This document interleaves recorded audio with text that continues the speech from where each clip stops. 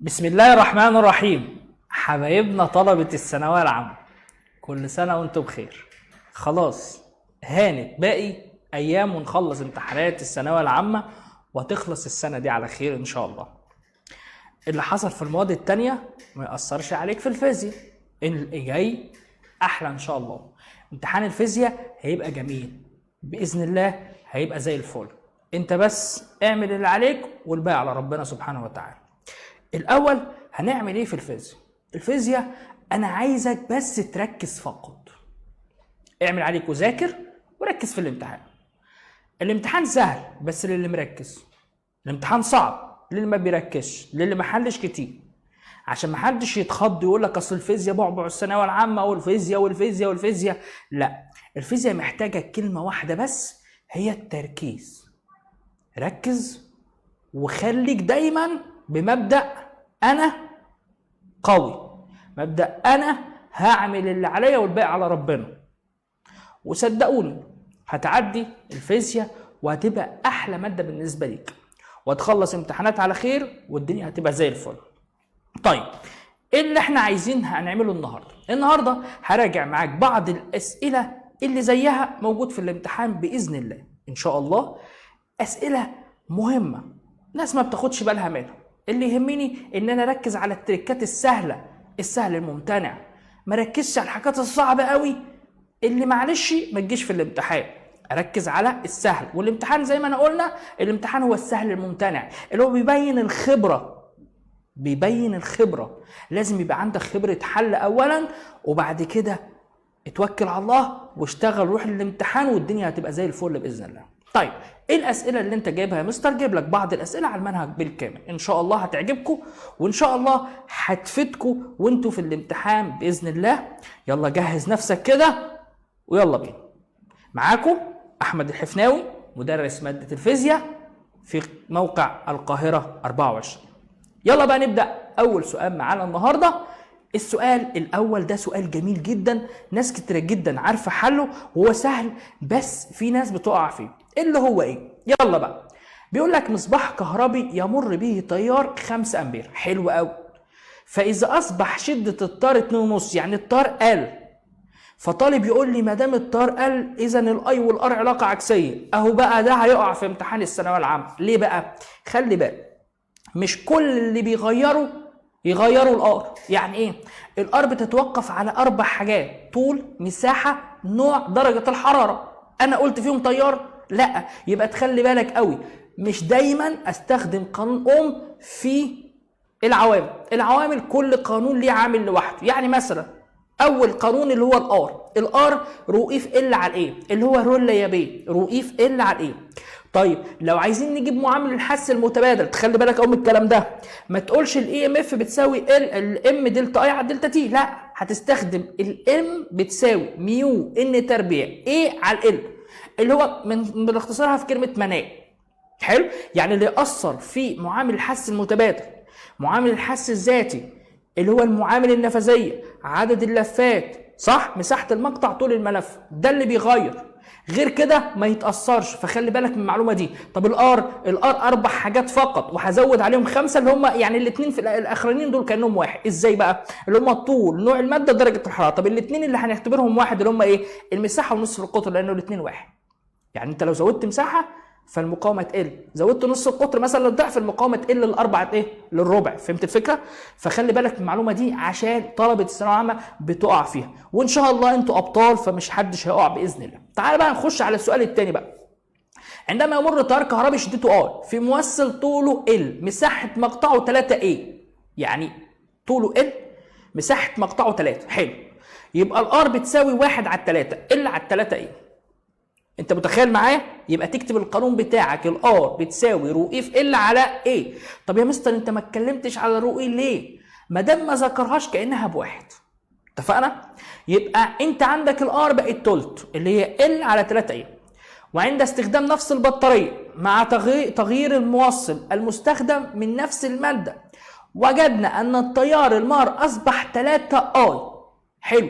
يعني انت التيار زاد للضعف، زاد ل3 امثال، يبقى المقاومه هنا هتقل للتلت. طب تلت التلت كام؟ انت متخيل؟ ده سؤال بيلخبط بس هو سهل. حلو. تلت التلت يعني تسع. حلو. ازاي بقى اعرف اجيبها؟ سهل قوي. يبقى دلوقتي تمسك ورقه وقلم وتعتبر ان الرؤيه كانها بواحد، وتقول ال على 3 ايه. حلو. طب والتانيه انت هتزود المقاومه؟ لا، هتنقصها عشان التار زاد ل3 امثال. حلو. يبقى تنقصها للتلت. يبقى هنستخدم انهي بقى؟ اللي انا اخليها تسع. يلا بقى نجيب الكلام نقرا. واهم حاجه في السؤال خلي بالك منه، يعني اهم حاجه اقرا الاختيارات صح. قراءه الاختيارات او الاختيارات اللي عندك في المساله في حد ذاتها نص الحل. فهمتني؟ واهم حاجه يبقى ثقتك بنفسك شويه حلوه، يعني ثقتك بنفسك ايه؟ قويه شويه. نبدا بقى اول سؤال بتاعنا اللي هو اول اختيار، طول الموصل 2 ومساحه المقطع 18. طب و2 على ال18 مش فيها التسع؟ ده هو اللي انا عايزه، يبقى صح. برافو عليك. اقف هنا؟ لا، كمل يا ريس، ما ممكن تبقى حاجه تانية. طب يلا بقى، طول الموصل الجديد 3L ومساحه المقطع 3. 3 على 3 فيها الواحد، لا شكرا. طول الموصل 18 ومساحه المقطع 2، لا برضو ده 9. انا عايز العكس. طب تخيل بقى لو انت كطالب ثالث ثانوي، اسال بقى كده 18 على 2 يعني 9، يبقى المفروض ما يبقاش 3 3 اي، لا هيبقى تلت الاي. صح، برافو عليك. تمام. يبقى الاجابه لحد دلوقتي الف صح. طب طول الموصل تلت مع التلت، لا راحوا مع بعض، يبقى الكلام الصح هيبقى الاجابه ايه؟ الف. شفت؟ انا عايزك تعمل كده، انا عايزك تعمل كده. الغرض من المراجعه بتاعتنا النهارده ان انت تكتسب ثقه بنفسك، ان انت ازاي تعرف تتعامل مع الامتحان. مش ان انا هشرح لك كل المنهج، مستحيل. انا عايزك بس تلم الافكار اللي زيها جايه في الامتحان. طيب يا مستر هل الاسئله دي جايه في الامتحان؟ لا، ما اعتقدش تجيلك في الامتحان، بس زيها في الامتحان. فهمتني؟ لان انا ما اعرفش الامتحان هو عباره عن ايه، او ما اعرفش الامتحان هيجيلك ايه، الاسئله هتجيلك ازاي، بس انا اعرف سيستم الامتحان ازاي. يعني هيجيلك السؤال ده، هيجيلك السؤال ده. فهمتني؟ انا عايزك تركز بس وهتلاقي الدنيا زي الفل. طيب رقم 8، السؤال الثالث قصدي، امامك 4 موصلات منتظمه المقطع من نفس الماده مختلفه الابعاد. حلو قوي. انت بقى رتب. السؤال ده بيجي كتير جدا في الثانويه العامه. على فكره عايز اقول لحضرتك على حاجه، ان الاسئله دي اصلا اسئله امتحان تجريبي، يعني اسئله وضع الامتحان بتاع الثانويه العامه حاططها في الحسبان برضه. تمام. طيب هنا دلوقتي بيقول لك فان ترتيب هذه الموصلات تصاعديا حسب مقاومتها الكهربائيه. استنى بس كده، انت عايز ترتب تصاعدي. حلو قوي. طيب هل انا اسيبها كده عايمه وزي ما تيجي تيجي؟ لا، اصبر بقى. انت راجل دلوقتي كلها كام يوم وتبقى مهندس او دكتور او صيدلي او مدرس او محاسب، يعني ان شاء الله ربنا هيكرمنا وهيكرمك ان شاء الله. انت اللي هتبقى، يعني انتوا اللي هتبقوا في المناصب الفتره اللي جايه. تمام. سواء دكتور، صيدلي، ربنا يكرمك تبقى مستشار، محامي. فلازم اهم حاجه في حياتك التنظيم. اهم حاجه في حياتك التنظيم. والمشكله دي مشكله جيل ان هو ما بيعتمدش شويه على التنظيم. لا، لازم تنظم نفسك في الحل. مش معنى ان انا اجيب مجموع ثالثه ثانوي يبقى ده انا كده نهايه العالم. لا، انا عايزك تبدا كده تبقى منظم. ازاي تبقى منظم حضرتك؟ هقول لك دلوقتي انا عندي ورقه فاضيه واكتب. خلي بالك من حاجه مهمه جدا جدا جدا. تمام. اي مؤسسه ناجحه لازم تسجل كل حاجه. اي مؤسسه ناجحه لازم بتسجل كل حاجه، ودي انا اتعلمتها في الجيش. كل يعني ذره كده بتحصل لازم نكتبها ونسجلها. ده صح. دي المؤسسات الناجحه زي الجيش، خدت بالك؟ زي المؤسسات والشركات الناجحه دايما اكتب، سجل كل حاجه، واكتب اي حاجه بتحصل في اليوم لازم تسجلها. ليه؟ هتحتاج لها، وده الصح. خدت بالك؟ انت بقى اسمع الكلام وسجل. سجل كل حاجه واكتب. يلا بقى نبدا كده مع بعض. ترتيب هذه الموصلات تصاعديا حسب مقاومتها الكهربيه هو ايه؟ طب تعالى بقى صلى على النبي الاول عليه الصلاه والسلام. انا عندي قانون واروح معوض. طب يا مستر انا راجل مش حافظ القوانين، ايه المطلوب؟ اعمل ايه؟ هل ان انا احفظ قوانين؟ طب ده امتحان بكره وانا مش حافظ قوانين. ايه المطلوب؟ اقراها. يعني حاول قبل ما تخش الامتحان حتى لو انت مش حافظ القوانين يبقى معاك ورقه المفاهيم واشتغل شوف السؤال ده يجي لك ازاي، ولو حتى يعني القوانين يبقى عندك عندك شويه شويه كده من من الحساسيه بتاعت القوانين او حساسيه الحل. تمام. حلو. طب تعالى بقى السؤال هنا. اول سؤال، اول شكل هبص كده وانا معاك اهو. يبقى الار هتساوي مش بتساوي رو اي في ال على ايه؟ ايوه امسك ورقه وقلم واكتب معايا. طب ال في الشكل الايه يعني الشكل واحد كام؟ قال لي 2. طب والمساحه 2. ال على الايه يبقى 2 على 2 فيها الكام سيادتك؟ حلو. 2 على 2 هتطلع 1. يبقى اروح كاتب كده الار بتاعت الايه قيمتها 1. شفت سهله ازاي؟ حلو. وبالراحه، ومش شرط ابقى اينشتاين الفيزياء عشان اقفل امتحان فيزياء، لا هو محتاج بس تنظيم وتركيز فقط. طيب دي بقى كده اول واحد الايه ده بواحد. اوكي نخش على بي. ال على 3 يعني تلت. حلو. طب السي 2 على 1 فيها الاتنين. طب الدي ال على 4 يعني ربع. امسك كده مين اكبر واحد؟ تعال السي اكبر واحد لان طوله اكبر ومساحته اقل، يبقى السي اعلى واحد. ثم واقعد كده اتناقش وايه وعلي صوتي وانا بتكلم عادي مش مشكله، اتكلم مع نفسك ايه المشكله؟ حلو. مين التلت ولا الربع ولا الواحد اللي وراه؟ اللي وراه طبعا الواحد. حلو قوي. ثم التلت. ايوه. ثم الربع. حلو قوي. تعالى بقى نشوف الاختيارات. قال لك البي هو اصغر واحد. طب بص فين البي؟ لا يا اخويا البي مش اصغر واحد. حلو. ب الدي هو اصغر واحد. حلو. ثم وراه البي. برافو عليكم. ثم وراه الايه. حلو قوي. ثم وراه السي. هي دي الاجابه الصح. اروح عامل عليها كده بقلم الرصاص نقطه كده صغيره واروح مكمل الاختيارات. ليه؟ علشان اتاكد، علشان وانا طالع من الامتحان يبقى انا الدنيا معايا زي الفل، عشان اوفر على نفسي في المراجعات وانا براجع الامتحان. حلو. يبقى جي. السي لا استنى، ده السي ده اكبر واحد فيهم. ثم الايه ثم بي ثم دي. ايه يا مستر؟ طب ما دي هي دي. عرفت ليه بقول لك كمل الاجابات؟ عرفت ولا لا؟ طب يبقى انا عندي ب وجيم. طيب دي اي سي بي لا شكرا ده اتلغى. طب هو عايز ترتيبها تصاعديا حسب المقامات، يعني تبدا من الصغير ثم الكبير ثم الكبير ثم الكبير. يبقى انت هتختار الاجابه ايه؟ ايوه يا مستر ده بالصلاه على النبي عليا كده، ده انا ايه؟ ده انا كده اينشتاين في نفسي. ايوه طبعا. تمام. يبقى الاجابه هتطلع مين؟ ب. شفت بقى سهله ازاي؟ ايوه اعمل اللي انا بعمله ده، مش عيب. مش عيب والله، كمان مش عيب ان انا اتكلم واهزر واضحك واتكلم عن المساله، مش عيب والله. يعني بقعد في البيت واقعد اتناقش كده مع نفسي. تمام. ايه المشكله؟ ايه المشكله؟ تمام. يلا بقى السؤال اللي بعد كده اللي هو السؤال ده بقى سؤال جه زيه في امتحان ثانويه عامه. يلا. 4 مقاومات متماثله وصلت معا كما بالاشكال الموضحه، فيكون ترتيب الاشكال من الاكبر مقاومه الى الاقل. شفت بقى هو عايز ايه؟ اكبر اقل اكبر اقل. يلا بقى نعمل بقى التعديل زي ما انا علمتك. يلا وناقش كده واتكلم معايا، ايه المشكله؟ طيب نبدا كده. على فكره التعليقات انا هشوفها، اكتب وريني واكتب الاجابات ايه ويلا وريني. هستنى شويه كده واخر الاجابه شويه واشوف مين اللي بيحل كتير. تمام. يلا بقى السؤال ده بقى رقم 1. ازاي اجيب المقاومه هنا؟ قال يا مستر دول توازي. الله، يعني توازي يعني المقاومه بتكون اصغر ما يمكن. شوف انا براجع معاك اهو. طب حلو، دول 3 توازي، فلنعتبر كل المقاومات قيمتهم 1. لو تفتكروا كل الفيديوهات اللي نزلناها قبل كده تمام كنا بنشتغل بنظريه ال6 1، يعني الفي ب6 والار ب1. لو ما ادالكش مقاومات يبقى تمام. حلو. اشتغل بنظريه ايه؟ ال6 1. معلش لو حد زملكاوي استحمل برضو معلش. يلا بقى نبدا كده. دي 3 و3 يعني هنعتبر المقاومات هنا ب1. حلو. 1 1 1 دول توازي، يعني ايه المقاومه المكافئه هتطلع كام؟ تلت. حلو.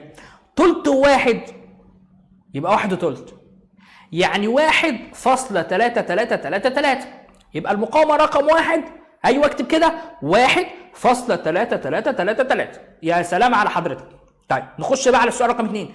السؤال رقم 2 ده ياه ده دول توالي، وما دام المقاومات قد بعض يبقى ان في ار. يا سلام عليك. يبقى كام؟ 4. 1 زائد 1 زائد 1 زائد 1 يبقى قيمتهم بكام؟ ب4. زي الفل. طب تعالى هنا بقى. رقم التلاتة.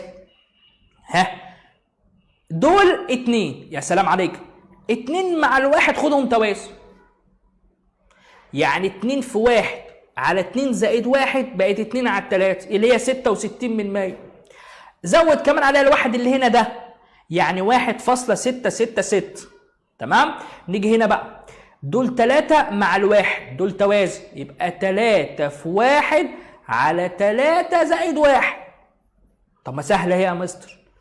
شفت بقى اهي، وفرت على نفس وقت، ما خدش معايا ايه وقت كتير، وفي نفس الوقت براجع. حلو. الاول لو تفتكر كده كنا بنقول واحد كام؟ ايوه سامعك، 1.3333. حلو قوي. التاني بقى 4. حلو. التالت 2 و1 يبقوا 1.66. حلو. وهنا 75%. يلا بقى انت عايز الاكبر، الاشكال من الاكبر للاقل، يعني اكبر واحد فيهم مين؟ ايوه برافو عليك 2. ايوه برافو عليك، يبقى دي كده صح. 2 ثم 3 ثم 1 ثم 4، يبقى الاجابه هتطلع ايه؟ الف. تعالى بقى نتاكد. 1 هو اكبر حاجه؟ لا يا حاج، اركن على جنب. دي 4 اكبر حاجه؟ لا اركن، ده اصغر حاجه. ده 3 اكبر حاجه؟ لا يا ريس. يبقى الاجابه الصح عندي رقم الف. شفت بقى سهله ازاي؟ واحده واحده والدنيا هتبقى زي الفل. يلا بقى نخش على السؤال اللي بعد كده. السؤال اللي بعد كده مهم جدا جدا جدا. بيقول لك في الدائره الكهربيه المبينه بالشكل. حلو. ان النسبه بين قراءه الاميتر قبل وبعد غلق المفتاح كي. فاكرين نظريه الستة واحد؟ هنفترض ان قيمه الفرق الجهد ب6 وكل المقاومات 1. يلا فتح المفتاح وغلق المفتاح، يعني اقسم ورقتي كده نصين، نص عند فتح المفتاح والنص الثاني عند غلق المفتاح. امين؟ امين يا مستر. زي الفل زي الفل. الاول لما يكون فتح المفتاح، يعني المقاومه اللي تحت دي كانها مش موجوده خالص، شكرا، كانها مش موجوده اصلا. حلو. 1 و1، ما احنا قلنا نظريه ال6 في والار ب1. حلو. 1 و1 كام؟ ب2. برافو عليك. اذا شده التيار في الحاله دي هتبقى 6 على الاثنين. طب لو واحد لسه فاتح الفيديو، ايه هو ال6 وايه هو ال1 يا جماعه؟ في البي بنعتبرها ان هي ب6 والمقاومات ب1. اوكي، يبقى تاني 6 على الاثنين فيها الثلاثه، يبقى قيمه التيار في الحاله الاولى هتبقى 3. تمام. طب لما اغلق، استنى بقى، الار والار هيبقوا توازي، يعني 1 و1 توازي يبقى نص. برافو. نص و1 يبقى 1.5. اذا الاي توتال هتساوي الفي بي 6 على الواحد، 6 على ال1.5، يعني فيها قيمه 4. فيها كام؟ 4. يبقى التيار في المقاومه، التيار الكل هنا ب4. يجي هنا بقى يروح كام؟ يروح هنا 2 و2. يبقى في الحاله الاولى كان 3، في الحاله الثانيه بقى 2. برافو عليك. عرفت بقى نظريه ال6 1 ازاي؟ عشان محدش يزعل مني. نخش بعد كده على الطريقه العاديه. يجي طالب متفوق يقول لك اما انا احلها بطريقه اسهل من مستر حلها، ايه المشكله؟ ده زي الفل. يلا الطريقه الاولى اللي هي انت عندك مقاومات. حلو. فهنا في التيار في الحاله الاولى، يعني ده اي. حلو. لما تيجي فلنفترض ان انت حضرتك هتاخد دول توازي، يعني ار وار، وده هيبقى اي. حلو. في الحاله الاولى تمام، التيار كان في بي على 2 ار، في بي على 2 ار. حلو. في الحاله الثانيه بقى ار وار هيبقى كام؟ هيبقى نص. نص واحد بقت 1.5 ار، يبقى الاي في الحاله الثانيه في بي على 1.5 ار واضربها في نص. ليه بقى؟ عشان التيار هيتجزأ هنا وهنا. عندك الطريقتين واعملها على الآلة واشتغل، هتلاقي الإجابة برضه هيطلع لك الإجابة ب. واختار دايما الأسهل بالنسبة لحضرتك. طيب نخش بقى على السؤال رقم اللي بعده. في الدايرة التي أمامك بعد غلق المفتاح كي، أي صف يعبر عن قراءة أجهزة الفولتمتر V1 وV2 وV3؟ خلي بالك قوي من السؤال ده عشان ده بيجي في الامتحان دايما يا أسد أو يا دكاترة. خلاص كلها 20 يوم إن شاء الله، ربنا يوفقكم وتبقوا دكاترة أو باشمهندسين إن شاء الله بإذن الله. قول أمين يا رب. أول حاجة حضرتك أخلي بالي قوي من 3 قراءة فولتمتر. تعالى بقى نقول بقى هنا، شايف الفي ده؟ أيوه اللي هو اللي تحت ده. يا مستر ده فرق الجهد بتاع الفي باتري، يعني فرق الجهد بتاع المصدر. برافو عليك. وده بيحب الاي ولا بيكرهه؟ شوف انا بعمل ايه. ايوه اعمل زي الفي بتاع ده بيحب الاي ولا بيكرهه؟ لا ده بيكره الاي. ليه؟ لان القانون بتاعه الفي بتساوي في بي ناقص اي فار. حلو تمام. يبقى بالتالي حضرتك ده الفي بتاع ده هنا لما الاي يكبر ده يقل، طب الاي صغر ده يكبر، يبقى العلاقه علاقه عكسيه. طيب نيجي هنا بقى الفي واحد ده على مقاومات يا مستر. يعني ده بيحب الاي. ليه؟ لان القانون بتاعه الفي بتساوي اي في ار. الفي بتساوي يا جماعه اي في ار، يبقى بالتالي لما الاي يكبر ده كمان يكبر. دي سهله قوي. طب وده برضو زي ده بالظبط. طب يلا بقى عند غلق المفتاح، استنى بقى، اول ما يبقى في غلق مفتاح تشغل ايه؟ لمبه الطوارئ عند حضرتك. ليه؟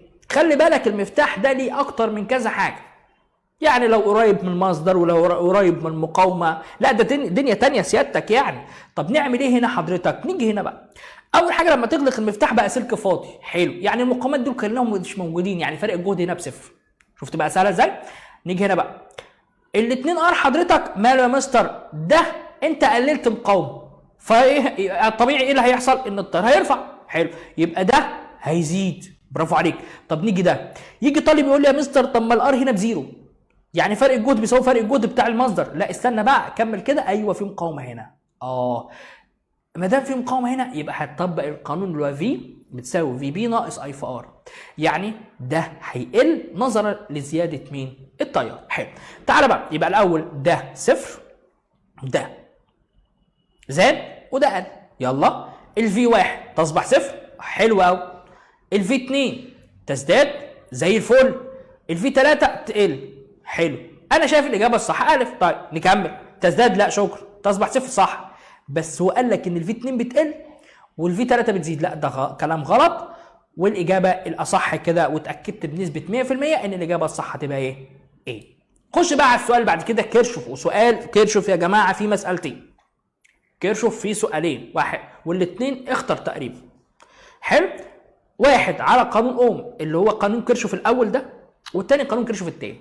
يعني الاول والثاني جايين في الامتحان باذن الله، فركز عشان تضمن درجات. طيب السؤال الاول ده سؤال منتشر جدا في الثانويه العامه. ازاي بقى؟ تعالى بقى قيمه التيار اي واتجاهه. يا مستر احنا متعودين دايما في الكتب الخارجيه بيحط لي الاتجاه، ايه المشكله؟ لا عيب ولا حرام، عادي اشتغل بيه. طب يلا بقى ده بكام حضرتك؟ 6. طالع ولا داخل؟ ده طالع. يبقى هقول لحضرتك حاجه اسهل. هتعمل بص الكيرشوف ده عامل زي موظف الحكومه عندنا في مصر كده، اتفقنا؟ اول ما يقبض المرتب من هنا سيادتك وعند اول الشارع مراته تقفشه، هات اللي جوه ايه؟ هات اللي في جيبك. ايه اللي هيحصل؟ حلو، خد المرتب يا عيني، بس ايه؟ ما استفادش منه. مراته ايه؟ خدت كل المرتب بالظبط. اهو زي كده كيرشوف، اي نقطه طيارها صفر. حلو قوي، يعني زي بالظبط ده. يبقى الداخل قد اللي خارج، زي بالظبط اللي جاي قد اللي رايح. حلو قوي. طيب تعالى بقى هنا يا ريس واحده واحده كده. ده 7 طالع، يبقى اكتب عند الخارج 7، وده الاجابه داخل. لا داخل، ال6 ده داخل. حلو، يبقى ال6 ده داخل. حلو، وال12 داخل. تمام، يبقى نيجي هنا في الكفه بتاعت الداخل ال6 وال12 وال2. طب اجمع كده 6 و12 ادي 18 و2 ادي 20، يبقى على جنب كده 20. طب نيجي هنا بقى ده بكام؟ ب7 و7 خارج، يبقى الكفه الثانيه 7، يبقى انا عندي ده ب20 وده بكام؟ 7. اذا الاي هيبقى ناحيه مين؟ ناحيه الكفه الاقل عشان الكفه تبقى متساويه، يعني الاي هيبقى خارج، يعني الاي هيبقى من بي لايه. برافو عليك. طيب قيمتك كام يا ريس؟ اطرح 20 ناقص 7 يديك 13، يبقى 13 من بي لايه. ده سؤال جميل جدا وسهل جدا. نخش بقى على السؤال اللي منتشر برضو في امتحانات الثانويه العامه واللعب على كثافه الفيض. السؤال بعد كده في الشكل المقابل: إذا علمت إن كثافة الفيض الناشئ عند التيارين الكهربائيين المارين بالسلكين X و Y عند النقطة B تساوي B. شفت لخبطك إزاي؟ وإذا عكسنا اتجاه التيار المار السلك X بينما ظل اتجاه التيار في السلك Y كما هو، فإن كثافة الفيض عند النقطة B تساوي كام؟ شفت بقى؟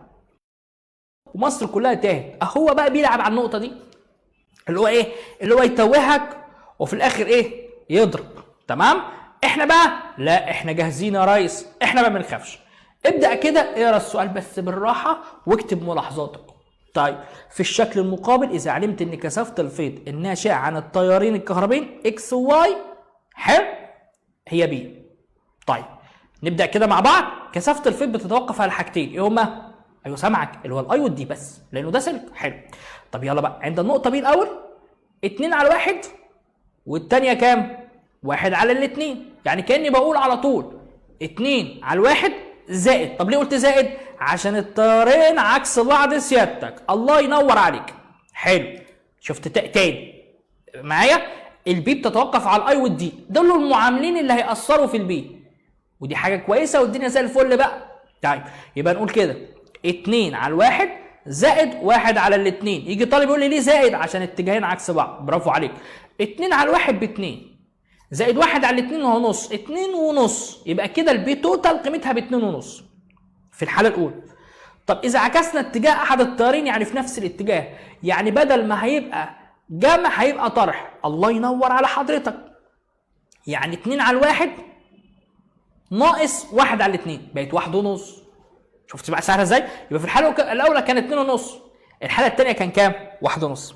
هقول كده البي 1 على البي 2 بتساوي 2 ونص على 1 ونص، واعملها بالآلة هيطلع 3 على 5. 3 على 5 يبقى الاجابه الصح هتطلع الف. وسؤال يقدر يشتغل ويلعب على الطالب. فانت دايما خليك بمبدا ايه؟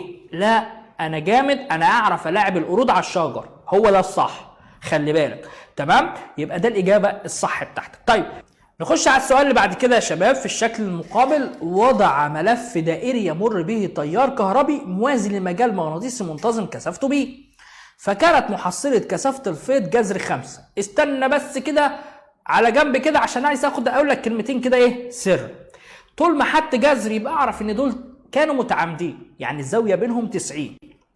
وما دام متعامدين اخلي بالك بنظريه الجذر 5 والجذر 10. ايه بقى؟ الجذر 5 يعني 2 1. ليه بقى؟ ما هو 2 تربيع زائد 1 تربيع يديك جذر 5. طب ال10 جذر 10 يبقى 3 1. يبقى ايه؟ اللي هو 9 3 تربيع يعني 9 زائد الواحد تربيع يبقى معاك جذر 10. فهمت الفكره؟ يبقى دام قال لك جذر 5 على طول يبقى قيمه كثافه الفيض واحده ب2 والثانيه ب1. حلو قوي. فعند دوران الملف 90 يبقى انت هنا هتاخد جمع يا اما طرح. طب احنا قلنا 2 و1 لما تجمعهم يبقى 3 ولما تطرحهم يديك ايه؟ يديك 1. يبقى الاجابه الصح الف. قال لك 0 او ب؟ لا احنا قلنا 1 3. ب 3 1 3 1. برافو عليك. طيب ج 5 1 لا. دال 2 1 لا. الاجابه الصح 3 1. وده سؤال جميل جدا وسؤال سهل جدا. نخش بقى على السؤال اللي بعد كده. حلقتان.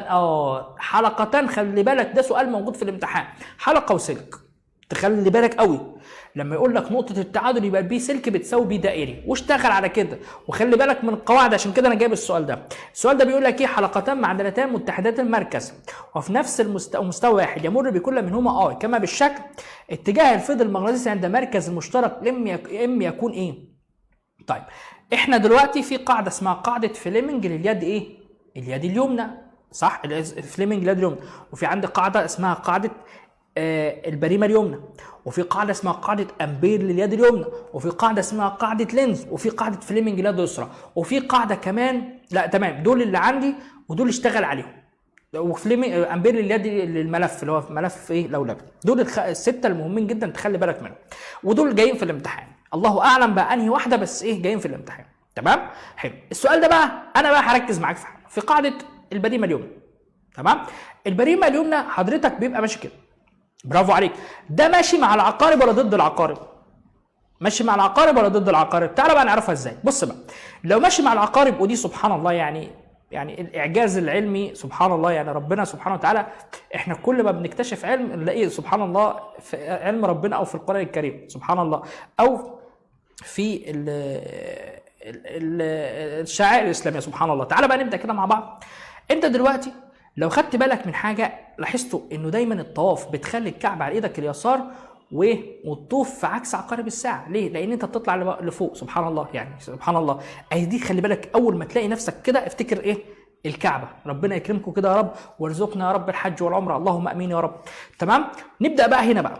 دلوقتي حضرتك لو خدت بالك هنا مع العقارب بقى بتنزل للاسفل. مثال، لو جبت ازازه ايه؟ ازازه الميه عادي. ازازه الميه حضرتك لو انا ربطتها مع العقارب بتقفل. طب لو ضد العقارب بتطلع زي كده بالظبط. يبقى بالتالي لو انت مع العقارب بتنزل لاسفل، طب لو ضد العقارب بتطلع ايه؟ لاعلى. سبحان الله. تمام. عشان كده دايما الطواف في الكعبه بتخلي الكعبه على ايدك الشمال وتمشي عكس عقارب الساعه. تمام. يبقى بالتالي هنا الله اعلم ليها يعني علاقه بالكلام اللي بقوله ولا لا، بس سبحان الله يعني. المهم دي لو انت مع العقارب بتبقى الاسفل، لو انت ضد العقارب بتطلع ايه؟ لاعلى. انا عايزك تبقى حافظ الحته. طيب، وخلي بالك كمان من حاجه ثانيه، ايه هي؟ ان كثافه الفيض حضرتك مالها؟ قال لك كثافه الفيض حضرتك، وتخلي بالك من المعلومه دي المهمه جدا، ان كثافه الفيض بتتناسب طردي مع شده التيار وعكس مع الار. يعني كل ما الار تكبر يوم كثافتها ايه؟ تقل. صح؟ زي بالظبط موجات الواي فاي. يا سلام لما يكون عندك مكالمه مهمه كده، او بتكلم حد في حاجه مهمه جدا، بتعمل ايه؟ بتيجي تقرب ناحيه الواي فاي. صح؟ طب لما تبعد ناحيه الواي فاي بتلاقي اشاره الواي فاي بتقل، او زي كده بالظبط. يبقى حضرتك انت عندك مين اكبر كثافه فيض؟ قال لك اكبر كثافه فيض للي الار بتاعته صغيره. اكبر كثافه فيض الار بتاعته ايه؟ صغيره. يعني اللي في تحت ولا اللي بره؟ قال لك لا، اللي جوه قصدي. طيب اللي جوه اللي يغلب. طب اللي مع العقارب ولا ضد العقارب؟ لا، اللي مع العقارب. تمام. طب ليه انا قلت كده؟ عشان شده التيار متساويه. يبقى بالتالي اللي يغلب مين؟ اللي هو مع العقارب. يبقى ده لاسفل، يبقى بالتالي اتجاه كثافه الفيض لداخل الصفحه، لداخل ايه؟ الصفحه. طيب السؤال اللي هقول لك عليه هديه لطلبه الثانويه العامه، ده السؤال ده بنسبه مليار في الميه هتلاقيه في الامتحان. الله اعلم بقى شكل الامتحان ازاي، بس هقول لك خلاصه نمشي عليها هتلاقي السؤال واجابته. طيب انا عايزك بعد كده تبدا كده تخلي نفسك ايه؟ برستيج وانت بتحل. حلو. يلا بقى دلوقتي ده ايه؟ اوميتر. الاوميتر بيقيس مين؟ بيقيس المقاومه. طيب لو اداك شكل حلو قوي، هتعمل اللي هقول لك عليه. ده ربع التدريج. ده ربع ايه؟ التدريج. والحته دي اسمها نص التدريج. برافو. والحته دي اسمها 3/4 التدريج. زي الفل. والحته دي اسمها اخر التدريج. طيب ربع التدريج حضرتك كان 9000. فاكرين نظريه شقلب ونقص واحد؟ احنا هنشتغل ده. فربع التدريج يبقى 3 ار. شقلب بقت 4 نقص 1 بقت 3 ار، يبقى الار اكس بتساوي 3 ار داش. طب لو كان خمس خلاص يبقى الار اكس بتساوي 4 ار داش. انت متخيل؟ يلا اشتغل معايا. طب لو سدس، ايوه اكتب تعليقك. سدس يبقى 5 ار داش. حلو. سبع 6 ار داش. ايه يا مستر دي لعبه حلوه قوي. طب لو اديت لك 3 على 4، استنى بقى. مش هتبقى كده اتلخبطت، يبقى هتقول ايه؟ الار اكس اللي هي المقاومه الخارجيه بتساوي ار داش على 3. طب 5 على 6 ار داش على 5، طب 3 على 2 على 3 ار داش على 2. انت متخيل؟ يبقى اقسم على البسط. حلو قوي. يبقى شقلب ونقص 1، او لو اداك رقمين جنب بعض يعني 3 4 اقسم على 3، لو 5 6 اقسم على 5 وهكذا. تمام. ده شغل الرياضه بقى. احنا بوفر عليك وقت يعني. طب تعالى بقى نشتغل بطريقه ثانيه برضو هتفيدك قوي. الحته دي اسمها ربع التدريج، والحته دي اسمها نص التدريج، والحته دي اسمها 3/4 التدريج. انت هتمشي نظريه ثلاثات. ازاي بقى؟ هقول لك. لو دي اسمها ار داش على 3، ودي اسمها ار داش على الاثنين. الار داش يعني الار توتال، المقاومه الكليه بتاعه الاوميتر، يعني ار على 3، ودي ار بس. دي بقى 3 ار. يبقى احنا ماشيين بنظريه الثلاثات. طب دي 1 دي تلت، يبقى دي 1 دي 3 ار. طب دي لو 1 يبقى دي 3 9. انت متخيل؟ طب دي لو 2 يبقى 6 18. 3 انت بتضرب في 3 تقلب، زي بالظبط لعبه يعني بتضرب في 3 تروح لمرحله ثانيه. يعني ده لو 2 يبقى تضرب في 3 بقى ده ب 6. فاهمني؟ ولو ضربت في 3 يبقى ده بكام؟ ب 18. طب يلا كمان واحده كمان عشان نفهمها. ده 3 لو ضربت في 3 بقت 9. 27. كمان واحده كفايه بقى؟ لا كمان واحد اهو نفس الفكره بالظبط. دي كام؟ اقول 4 اضرب في 3 بقيت هنا بكام؟ ب 12. اضرب في 3 بقت كام؟ الحته دي 36. اهي ده النظريه دي. كل ما تروح لمرحله اضرب في 3. طيب لو انا اديت لك ده 9 تعال هنا بقت 3 كام؟ 1. انت متخيل؟ يعني 9 3 1. فهمتها؟ يعني انت لو هتمشي كده امشي 3، طب لو همشي كده اقسم على 3. فهمت الفكره؟ ده فكره هتفيدك قوي، وسؤال موجود باذن الله هتلاقيه موجود في الامتحان، سؤال حلو قوي وسؤال مضمون. انت بتشتغل على اللي انت بتنتقل من مكان لمكان، بتضرب في 3 او بتقسم على 3 لو جاي كده زي كده بالظبط. طب يبقى ده ب9، ايوه يبقى الحته دي بكام؟ ب3. يبقى قيمه المقاومه الكليه هتطلع بكام؟ 3. طب يلا كمان واحده، لو انا اديت لك ده 5، يبقى انت عشان تجيب هنا هتضرب في 3 يبقى كام؟ 15، وعشان هنا هتضرب في 3 كمان يبقى 15 في 3 يبقى 45. فهمتوني ولا لا؟ ده سؤال وباذن الله مهم جدا، وباذن الله هيكون معاك في الامتحان باذن الله. طيب يلا بقى نخش على نظريه برضو ايه الاوميتر. اوميتر ينحرف مؤشره الى ربع التدريج عندما يصل مقاومه كام؟ 3300. عندما يصل مقاومه كام؟ 300. الربع احنا قلنا يعني معنى ذلك الار اكس نظريه شقلب ونقص 1 يبقى بقت كام؟ 3 ار. يبقى ال 300 بتساوي 3 ار، يعني الار الواحده ب 100. حلو قوي. طب انا لو عايز اجيب سدس التدريج، سدس التدريج حضرتك هتضرب 5 ار، يعني 5 في 100 ب 500. ده سؤال لسه متدربين عليه والدنيا زي الفل. قاعده لينز، سؤال قاعده لينز ده سؤال جميل جدا وتخلي بالك قوي منه. قاعده لينز بيقول لك يسقط مغناطيس باتجاه ملف كما بالشكل. شايف ده؟ المغناطيس لما بيخش حضرتك هيتولد طبقا لقاعده لينز قطب مشابه عشان يقلل التغير او يقلل الدخول بتاع المجال. فده ان، يبقى ده زيه ايه؟ ان. برافو. يبقى ده ايه؟ اس. حلو. يبقى القطب المتكون عند ايه هيبقى اس اللي هو قطب جنوبي. طب اتجاه التيار طبقا لقاعده اليد اليمنى فنلاقيه اتجاهه من 2 لايه؟ ل1. يبقى الاجابه هتطلع رقم د. ده سؤال جميل جدا وتخلي بالك من قاعده لينز عشان بيجي في الامتحان.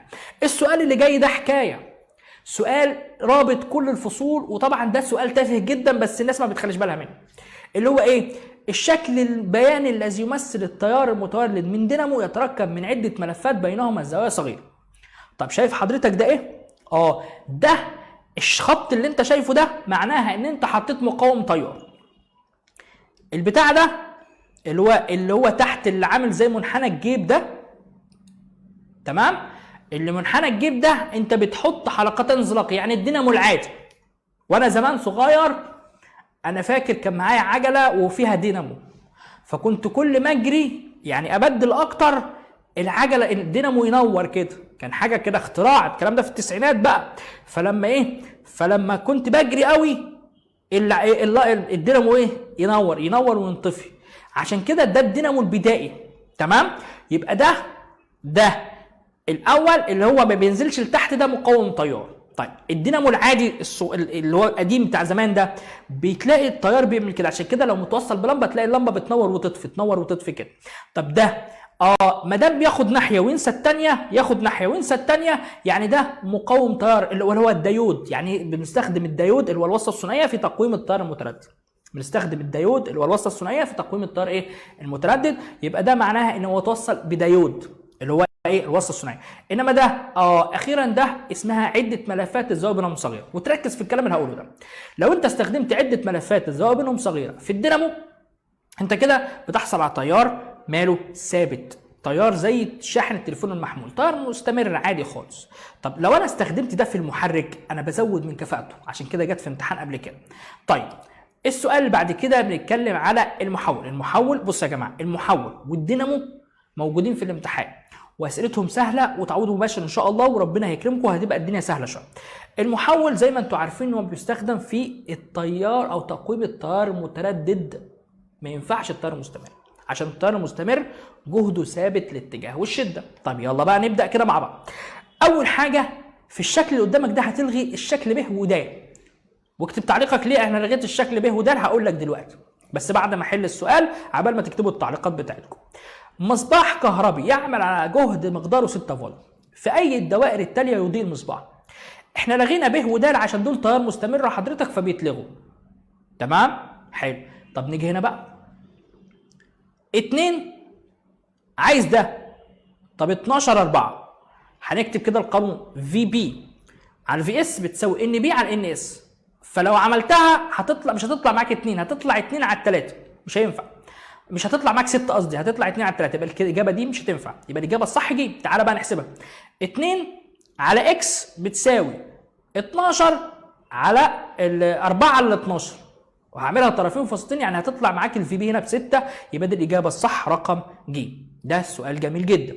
طب تعالى بقى السؤال اللي بعد كده، الفصل الرابع. يا جماعه الفصل الرابع مهم جدا مهم جدا مهم جدا. شوف انا باكد على الكلام ده. الفصل الرابع وخاصه الزد اللي هو المعوقه والتاني الزاويه وحاله الرنين، اي لعب في حاله الرنين الطار هيقل ما عدا حاجه واحده بس هتزيد، ان انت تزود فرق الجهد. والله العظيم مهمه وبتيجي في امتحان وموجوده في الامتحان باذن الله، مع العلم ان ما شفتش الامتحان بس انا متاكد انها تكون موجوده معاك. دي اساسيات بتيجي دايما في امتحان الفيزياء.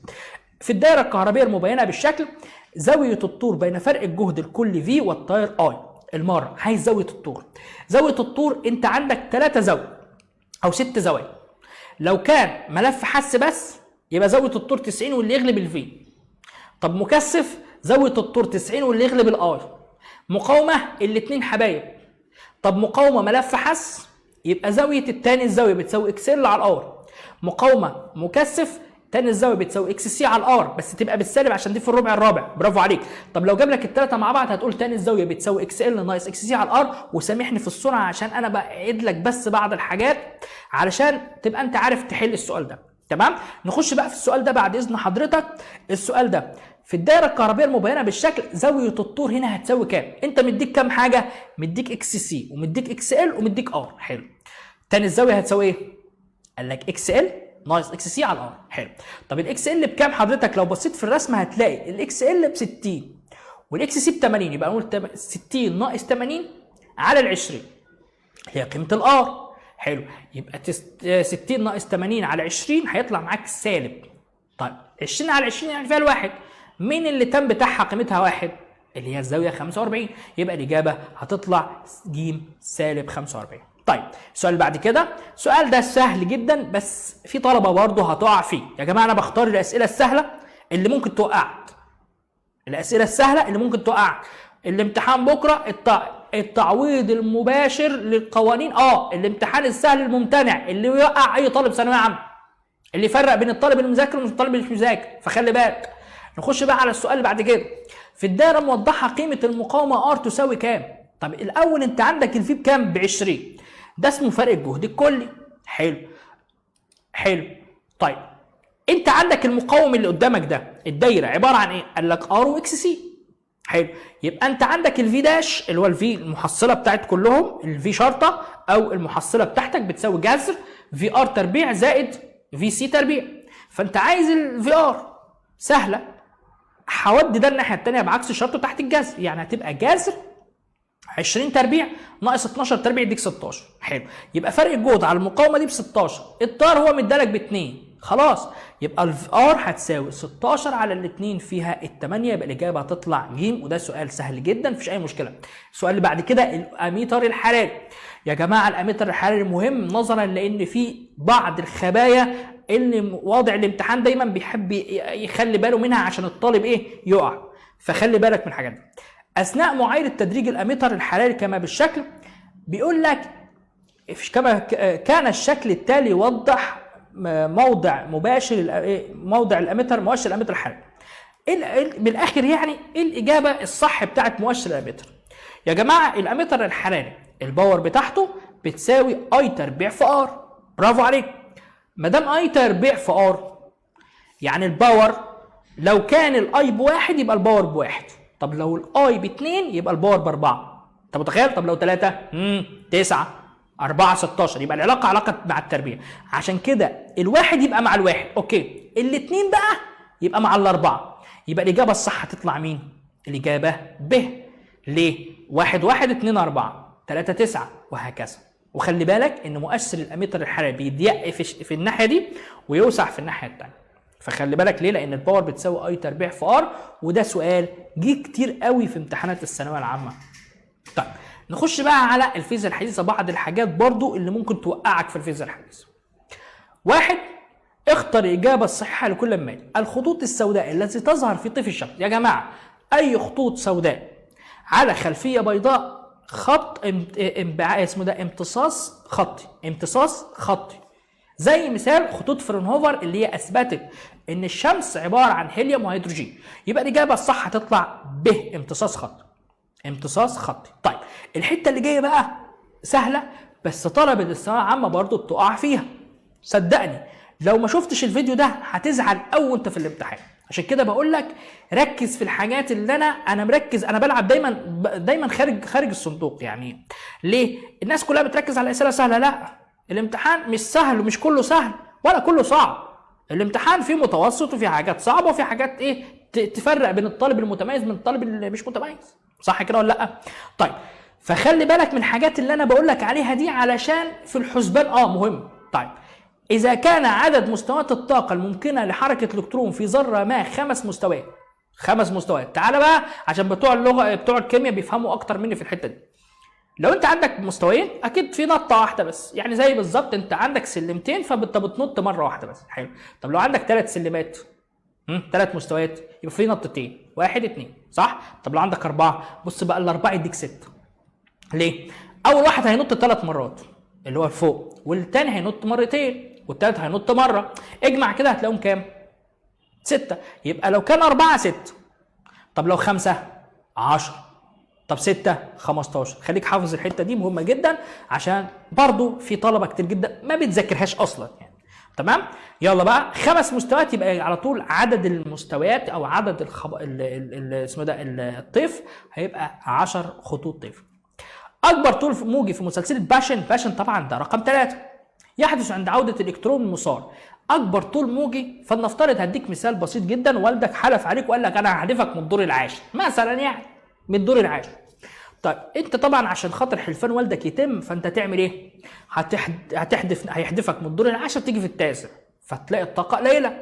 بس معنى كلمة الطاقة قليلة يبقى الطول الموجي كبير، فهو عايز أكبر طول موجي يبقى لازم الطاقة تبقى أقل. طب باشن رقم 3 يبقى انت هتحدف منين؟ من الدور الرابع تيجي عند مين؟ عند الثالث. يبقى الاجابه من 4 ل 3. ده سؤال جميل جدا. ويلا بقى في السؤال اللي جاي حط في دماغك قاعده مهمه جدا في اينشتاين اللي هي الخليه الضوئيه. اكتب بس الكلمه دي عشان هتفيدك قوي وهتدعي لي ان شاء الله باذن الله. الطاقه تزود طاقه، يعني انا لو زودت طاقه الضوء الساقط يوم طاقه الحركه او طاقه تحرك الالكترونات اللي هي الكي اي هتزيد. حلو. والسرعه كمان تزيد، يبقى الطاقه تزود ايه؟ طاقه. الشده تزود شده. ما ينفعش الطاقه والشده يزودوا بعض. ليه؟ لان ده حاجه وده حاجه ثانيه خالص. اتفقنا؟ حط في دماغك قاعده مهمه جدا، بس بشرط الشده تزيد مع، يعني شده الاضاءه لو زادت شده التيار يزيد، بس بشرط حاجه مهمه جدا، ان يبقى تردد الضوء الساقط اكبر من التردد الحراري. تمام؟ فتعالى بقى السؤال اللي جاي ده سؤال جميل جدا. السؤال ده لعب على مصر كلها وممكن يجي لك زي هو مديك العلاقه بين طاقه الحركه والتردد. حلو. بص بقى، اذا تضاعفت شده الاشعه يعني زودت شده الاضاءه، طاقه الحركه تفضل ثابته ما تتاثرش والتردد الحرج ما يتغيرش، هي شده الاضاءه شده التيار بس اللي هتزيد. يبقى الاجابه الصح لازم يبقى نفس الشكل ده هو الشكل ده، يبقى الاجابه هتطلع ايه؟ ألف. وخلي بالك من الملحوظة اللي قلت لك عليها. تعالى بقى نخش على آخر سؤال عندنا اللي هو أي منهما يمثل حالة امتصاص. السؤال ده في الفيزياء في فصل الليزر وده مهم جدا. أي من هذه الحالات يمثل امتصاص؟ تعالى بقى نشوف. امتصاص إن الذرة تطلع لفوق، يبقى الإجابة هتطلع إيه؟ ب. هتمتص الطاقة وتطلع لفوق.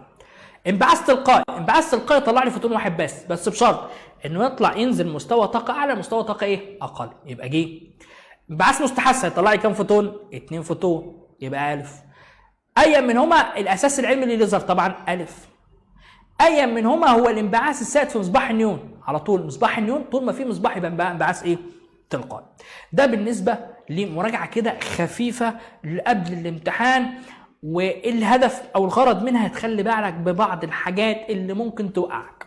ده هدف وفيديو ان شاء الله باذن الله يعني يعجبكم، وان شاء الله باذن الله انا متفائل خير في امتحان الفيزياء.